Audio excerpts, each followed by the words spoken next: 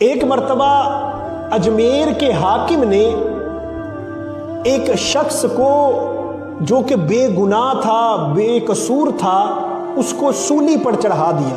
تو اس کے ماں کے پاس یہ پیغام بھیج دیا گیا کہ تیرے بیٹے کی لاش فلاں جگہ پڑی ہے، اس کو اٹھا کر لے جاؤ۔ اب اس کی والدہ اپنے بیٹے کے پاس جانے کی بجائے خواجہ غریب نواز رحمۃ اللہ تعالی علیہ کے پاس آئی اور آ کر اپنی ساری بات بتائی کہ حضور، حاکم وقت نے میرے بیٹے کو بے قصور سولی پر چڑھا دیا ہے۔ اب میرے گھر کا ایک ہی سہارا تھا، میرے گھر کا ایک ہی واحد یہ چراغ تھا، میرا ایک ہی بیٹا تھا، وہ بھی دنیا چھوڑ کر چلا گیا ہے۔ تو خواجہ خواجگان خواجہ غریب نواز رحمۃ اللہ تعالی علیہ نے جب یہ بات سنی اس ماں کی، تو آپ جلال میں آ گئے اور کہا کہ مجھے اپنے بیٹے کی لاش کے پاس لے چلو۔ دکھیاری ماں روتے ہوئے خواجہ غریب نواز رحمۃ اللہ تعالی علیہ کو اپنے بیٹے کی لاش کے پاس لے گئی۔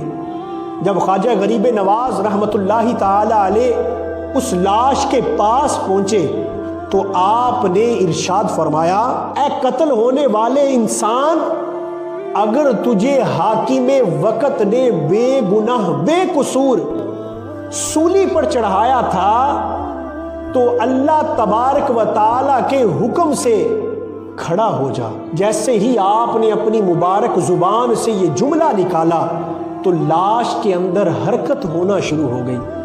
وہ لاش جو بے جان تھی اس کے اندر حرکت آ گئی، اور جیسے ہی لاش نے حرکت کرنا شروع کر دی، چند ہی سیکنڈ کے بعد وہ مرا ہوا ماں کا بیٹا اپنی جگہ سے اٹھ کھڑا ہوا۔ خواجہ معین الدین چشتی اجمیری رحمت اللہ تعالی علیہ کی مبارک زبان سے جیسے ہی الفاظ نکلے تو وہ مرا ہوا بیٹا دوبارہ زندہ ہو کر اپنی جگہ پر کھڑا ہو گیا۔ تو اللہ تبارک و تعالی نے اپنے نیک بندوں کو ایسی کرامتیں عطا فرمائی ہیں۔ اب ذہن میں سوال پیدا ہو سکتا ہے کہ زندہ کرنا، مارنا، یہ تو اللہ تبارک و تعالی کا کام ہے، ایک انسان یہ کام کیسے کر سکتا ہے؟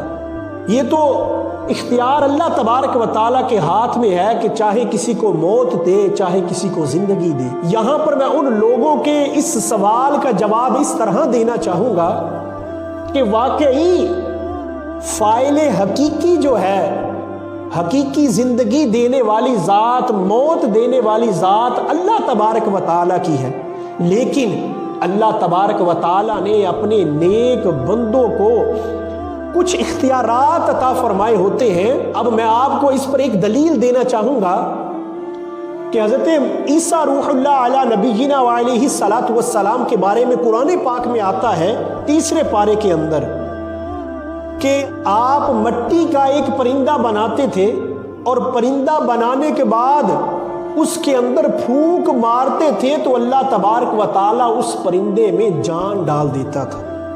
اب دیکھیے، زندہ کرنے والی ذات، مارنے والی ذات حقیقی طور پر تو اللہ تبارک و تعالیٰ کی تھی، لیکن یہاں پر حضرت عیسیٰ روح اللہ علی نبینا وعلیہ الصلاۃ والسلام بھی پرندوں کو زندہ کر رہے، بے جان مٹی سے بنے ہوئے پرندوں میں جان ڈال رہے ہیں۔ تو پتہ چلتا ہے کہ اللہ تبارک و تعالیٰ نے اپنے نیک بندوں کو یہ اختیار عطا فرمایا ہے کہ اس طرح کے کاموں کے ذریعے اپنی کرامات کا اظہار فرمایا کرتے تھے۔ تو دعا ہے اللہ تبارک و تعالیٰ سے کہ اللہ تبارک و تعالیٰ ہمیں سمجھنے کی توفیق عطا فرمائے۔